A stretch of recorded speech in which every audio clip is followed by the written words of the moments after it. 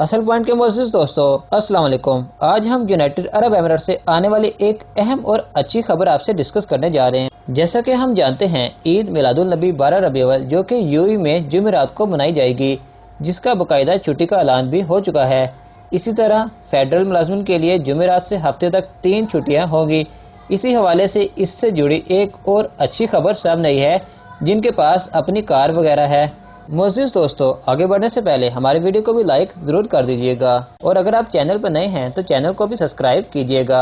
UAE Abu Dhabi کی طرف سے یہ اعلان کیا گیا ہے کہ 29 اکتوبر، 30 اور 31 اکتوبر کو پورے ابوظہبی میں پارکنگ کی فیس نہیں لی جائے گی۔ پبلک پارکنگ استعمال کرنے والے 3 دن تک اس کا فائدہ اٹھا سکیں گے۔